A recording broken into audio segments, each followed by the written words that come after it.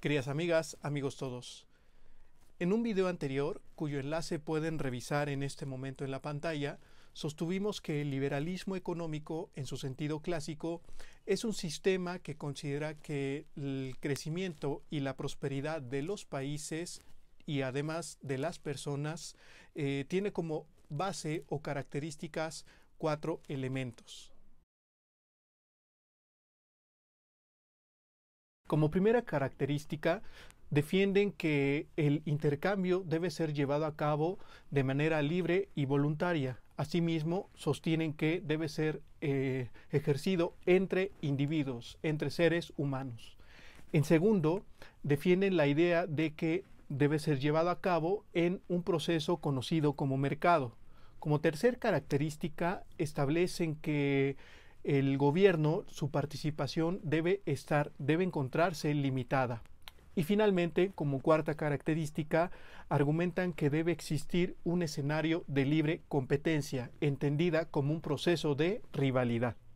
A su vez, mencionamos que de estas 4 características se derivan diversos principios, los cuales refuerzan la premisa de que, parafraseando a Karl Marx, el liberalismo económico clásico no solo pretende interpretar la realidad, sino también transformarla. Por lo anterior, en este video vamos a explicar esos principios.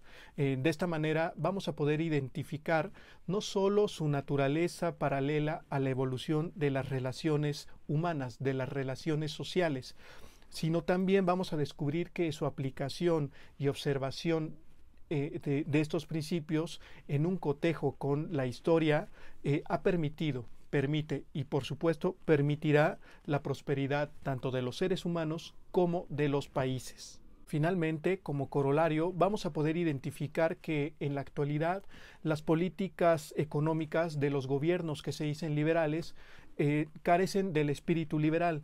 Lo anterior porque se desvían de sus principios, se desvían de sus características e incluso son antagónicos. Sin más, vamos adelante y digamos, se escribe libertad.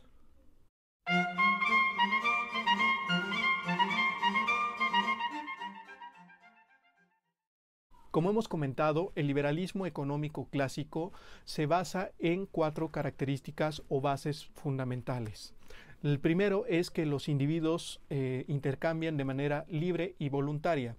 El segundo, que el mercado es el mejor eje conductor para la asignación de los recursos escasos y de la riqueza misma, y asimismo permite descubrir cuáles son las necesidades de los seres humanos y los medios que existen en la oferta para satisfacerlas. En tercer lugar, consideran como característica la necesidad de la participación limitada del gobierno. Y finalmente, sostienen que el intercambio y toda esta actividad debe ser llevada a cabo en un escenario de libre competencia. De estas características se derivan diversos principios, los cuales pueden clasificarse en 11. El primero es que el individuo actúa. En segundo lugar, que el individuo no es un ser racional. En tercero, que el valor de los bienes y de los servicios es determinado de manera subjetiva. Enseguida, argumentan como principio que el mejor trabajo es aquel que está dividido, la división del trabajo. Enseguida, también defienden que los derechos de propiedad deben estar plenamente definidos. Como sexto principio, argumentan que el Estado debe incentivar y vigilar la competencia, la libre competencia. Como séptimo principio, sostienen que el Estado es responsable de la infraestructura institucional donde se lleva a cabo la actividad económica. Como octavo principio, argumentan que el Estado posee otras funciones que son consideradas básicas. Asimismo, determinan que el ahorro es la clave de la producción y del crecimiento. Complementa el escenario económico. En décimo lugar, defienden la idea de que el dinero sano es el medio idóneo para el intercambio, para la actividad económica. Y como último punto, defienden la idea de que el modelo de producción debe basarse en los fundamentos del capitalismo. Vamos a verlos de manera detallada a continuación.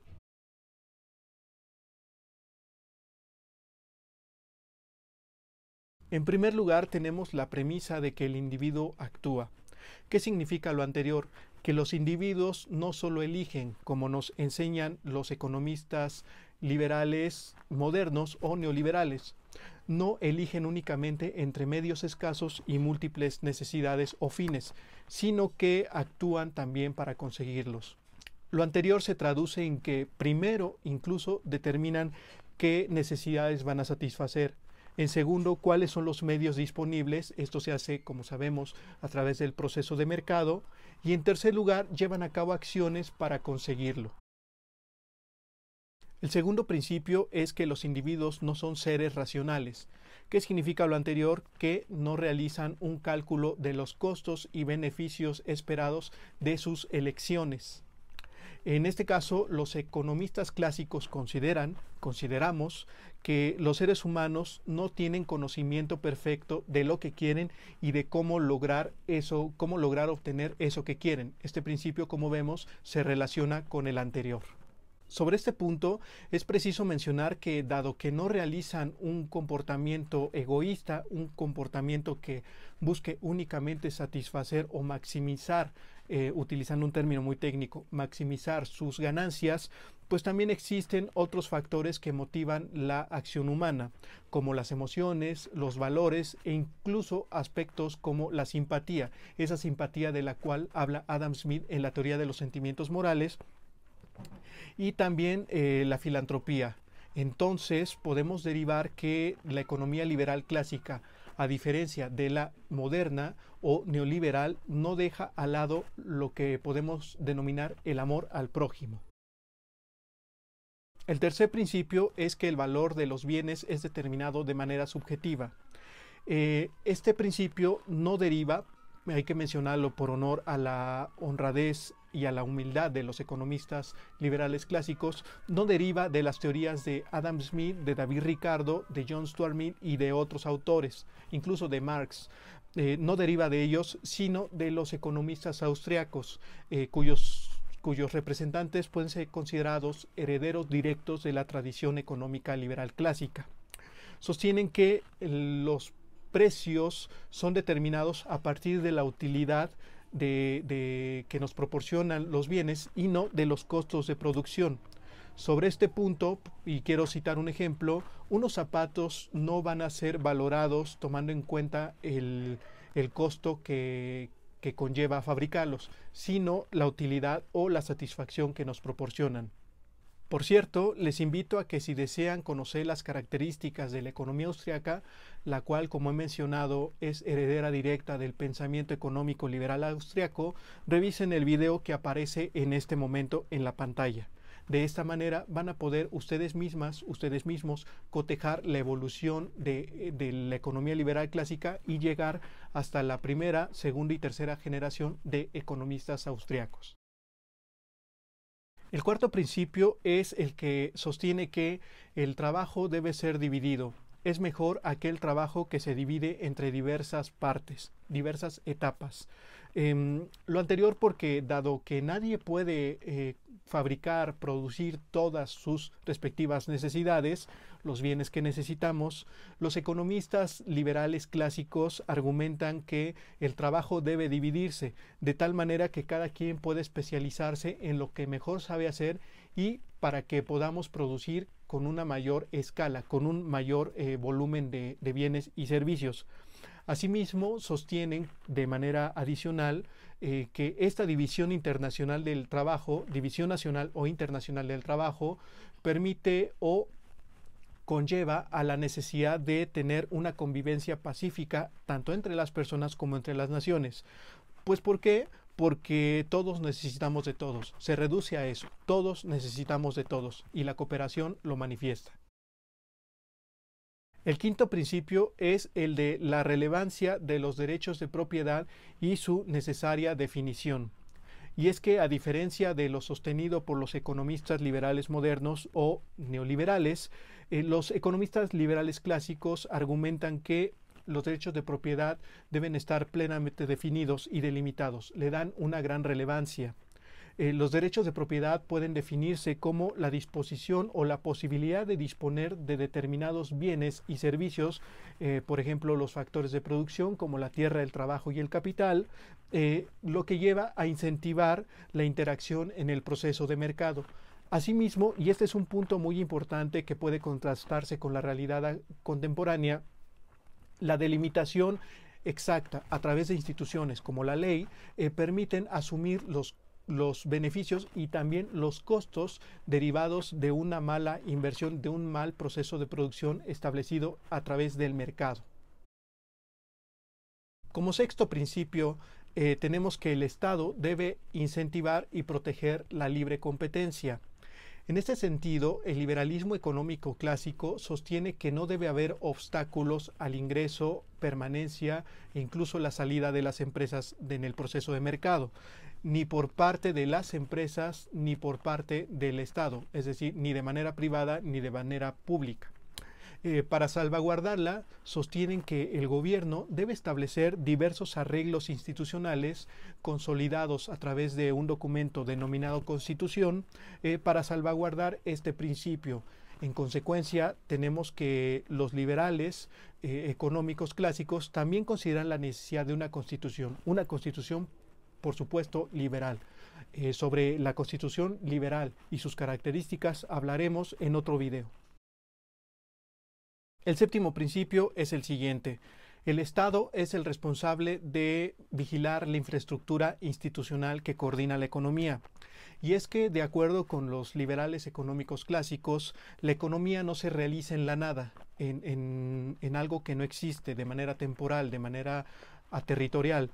No es un proceso en el que a través de complicados cálculos matemáticos, como nos lo han hecho creer los liberales económicos modernos o neoliberales, e incluso los socialistas, no puede realizarse a través de esos cálculos la mejor asignación de los recursos escasos. Por lo anterior, y tomando en consideración de que parten de la interacción humana en la sociedad, consideran que la economía funciona a través de un complejo sistema creado por los ciudadanos a partir de esa interacción, por un sistema de límites e incentivos como el derecho, los valores, los usos y costumbres e incluso la moral de la sociedad en ese momento y la ética de cada uno de los individuos. El octavo principio es el siguiente. El Estado posee diversas funciones básicas que no puede ni debe delegar a los particulares. Sobre este punto hemos mencionado que desde la perspectiva del liberalismo económico clásico, el gobierno no debe intervenir de manera directa en el núcleo de la actividad económica, es decir, en el intercambio de los individuos. Sin embargo, debe desempeñar determinadas actividades, por ejemplo, la provisión de determinados servicios públicos. Algunos de estos servicios son la provisión de la seguridad pública y la defensa nacional. Asimismo, la provisión de redes de comunicación como carreteras, puertos aéreos y puertos marítimos. Y adicionalmente servicios como salud pública y educación. Sobre este último punto, el del otorgamiento de servicios como la educación pública, es preciso mencionar que el liberalismo económico clásico ha defendido, defiende y defenderá la educación pública, ya que permite dos cosas. Por una parte, el fortalecimiento y la mayor rigidez en la especialización que se necesita para la división del trabajo, y en segundo porque permite colocar a los seres humanos, hombres y mujeres, en un plano de defensa, de igualdad ante alguna molestia por parte del Estado. Sin embargo, es preciso acotar que la educación pública, en particular la universitaria, ya que proporciona los conocimientos profesionales para fortalecer la división del trabajo, esta educación debe tener como premisa la pluralidad y la objetividad científica, sin caer en sometimientos ideológicos, sean de derecha, de izquierda o de algún otro tipo. Asimismo, plantean que esta educación, la educación pública, debe ser proporcionada sin menoscabar la posibilidad de que los particulares también la proporcionen. Sin embargo, los particulares también deberán someterse a los principios como la objetividad científica, la pluralidad e incluso su naturaleza laica, separada de cualquier dogma, tanto ideológico como religioso. El noveno principio es el siguiente: el ahorro voluntario es la clave de la producción. Y es que, a diferencia de lo que sostienen los economistas liberales modernos o neoliberales, los clásicos argumentamos que es necesario incentivar el ahorro voluntario para mejorar la producción. Lo anterior porque a través de lo que se conoce como acumulación de capital se permite ampliar las etapas dentro del proceso productivo, lo que se traduce en una mayor calidad, un mayor valor agregado de los productos, de los bienes y los servicios y en consecuencia de una mayor utilidad de estos. El décimo principio puede sintetizarse de la siguiente manera: dinero sano como medio de cambio para el intercambio. Y es que, como sabemos, el intercambio es realizado a través del dinero como medio de adquisición, como un recurso para obtener los bienes que nos van a ser útiles. Por tal razón, y este es un punto muy importante que lo diferencia de los liberales económicos modernos o neoliberales, los liberales clásicos sostienen, consideran y defienden que el dinero debe estar respaldado por un bien que tenga un valor estable y duradero, de tal manera que no solo se evite su depreciación, es decir, la disminución del valor del dinero, sino también que se eviten crisis financieras, graves crisis económicas internacionales, como las ocurridas en 1929, en 2007 y actualmente como la que estamos por vivir en los próximos meses. Por ello, los liberales económicos clásicos defendemos, hay que mencionarlo, defendemos el respaldo del 100% de la moneda a través de un bien duradero, como puede ser el oro o en ocasiones se considera también la plata. Lo anterior porque permite mantener el poder adquisitivo de la moneda, es decir, lo que compramos. Y como último principio tenemos la defensa del modelo capitalista de producción. El capitalismo puede ser definido como un sistema económico que defiende la propiedad privada de los medios de producción, de los factores de producción como la tierra, el trabajo y el capital. Ya los hemos mencionado anteriormente.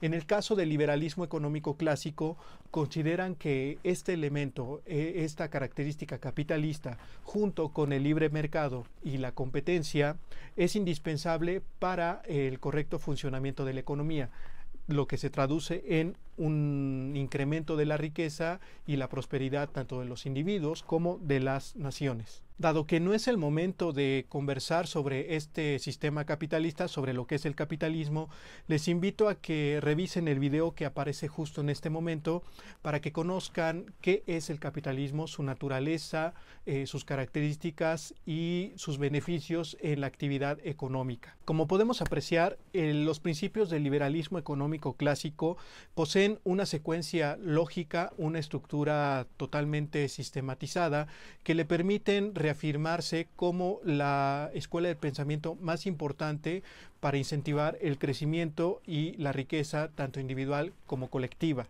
Incluso si lo consideramos como un modelo ideal, como un modelo teórico, podemos encontrar que aquellos países que han tomado en consideración en mayor o menor medida la totalidad tanto de sus características como de sus principios han tenido elevadas tasas de crecimiento y de prosperidad, lo que se traduce en un mayor bienestar, en una mayor riqueza de sus habitantes. Como ejemplo, tenemos el caso de Alemania, de Austria y de los países nórdicos y escandinavos como Noruega, Dinamarca, Suecia y Suiza. Y es que, aunque los detractores, los críticos de la economía liberal clásica digan lo contrario, en estos países rigen los principios del liberalismo económico, del libre mercado, de la libre competencia, del ahorro y de esas características que hemos explicado. Por otra parte, a partir de la revisión de estos principios, podemos identificar serias y peligrosas diferencias sustanciales entre el liberalismo económico moderno o neoliberalismo y el liberalismo económico clásico. Por ejemplo, la importancia que le dan al ahorro, así como la acción humana e incluso el fortalecimiento de la moneda como mecanismo para fortalecer y mantener la estabilidad económica.